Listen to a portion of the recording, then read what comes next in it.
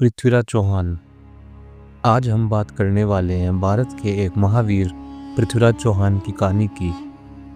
लेकिन उनकी कहानी समझने से पहले उनके पिता राजा सोमेश्वर चौहान के बारे में जानना जरूरी है।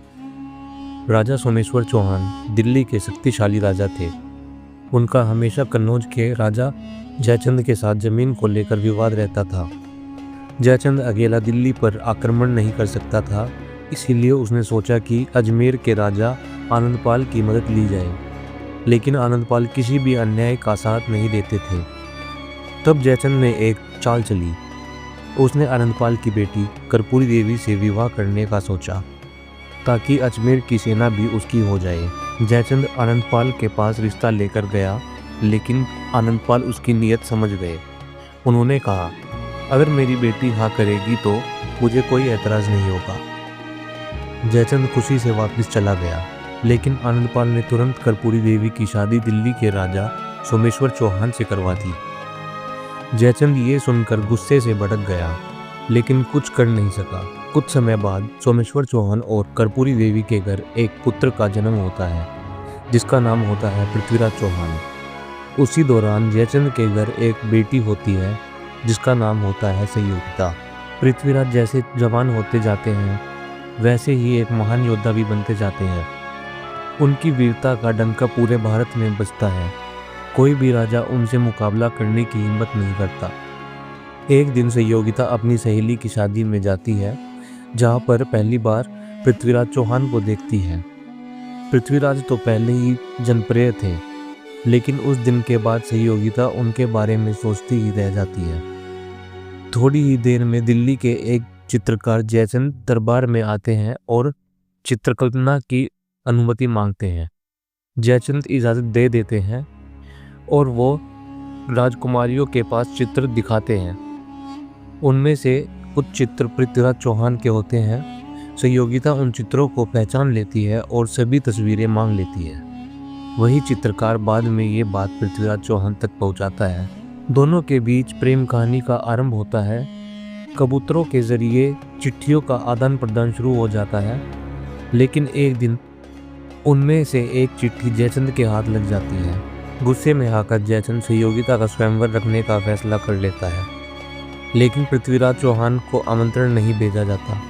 यह सुनकर पृथ्वीराज चौहान बहुत दुखी होते हैं, लेकिन जब उन्हें पता चलता है कि स्वयंवर के दरवाजे के बाहर उनका एक पुतला रखा गया है ताकि उनका अपमान हो, तो उनका गुस्सा 7वें आसमान पर पहुंच जाता है। पृथ्वीराज चौहान अपने घोड़े को लेकर अजमेर पहुंचते हैं। जैसे ही संयोगिता जयमाला लेकर स्वयंवर के मंडप में आती है, वो सीधा पृथ्वीराज के पुतले के पास जाकर जयमाला डाल देती है। तभी पृथ्वीराज स्वयं सामने आते हैं और संयोगिता को लेकर वहां से निकल जाते हैं। ये देखकर जयचंद का गुस्सा हद से ज़्यादा बढ़ जाता है। बदला लेने के लिए वो अफगानिस्तान के शासक मोहम्मद गोरी को चिट्ठी लिखते हैं और उसे भारत पर आक्रमण करने के लिए कहते हैं। टेरेन का पहला युद्ध होता है, जिसमें पृथ्वीराज चौहान मोहम्मद गोरी को बुरी तरह हरा देता है। लेकिन कुछ समय बाद जयचंद फिर मोहम्मद गोरी से मिलकर दूसरे आक्रमण की योजना बनाता है। टेरेन का दूसरा युद्ध। इस बार मोहम्मद गोरी जीत जाता है। पृथ्वीराज चौहान को बंदी बनाया जाता है, उनकी आंखें निकाल दी जाती हैं और उन्हें उनके कवि चंद बरदाई के साथ अफगानिस्तान ले जाया जाता है। वहाँ लोगों ने गोरी को बताया कि पृथ्वीराज चौहान बिना देखे भी तीर चला सकता है। गोरी ने उनसे विद्या सीखने को कहा।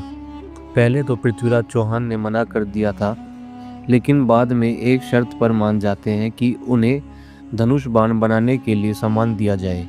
आखिर वो दिन आता है जब गोरी पृथ्वीराज चौहान से विद्या दिखाने के लिए कहता है। गोरी घंटी बजाता है, 1 बार 2 बार, लेकिन पृथ्वीराज चौहान कुछ नहीं करते। तीसरी बार घंटी बजती है और चांद बरदाई एक कविता बोलते हैं। 4 बास 24 गज अंगुल अष्ट प्रमाण, ता ऊपर सुल्तान मत चूको चौहान। पृथ्वीराज चौहान तुरंत समझ जाते हैं और बिना देखे एक तीर छोड़ देते हैं, जो सीधा मोहम्मद गोरी के सीने को छेड़ देता है।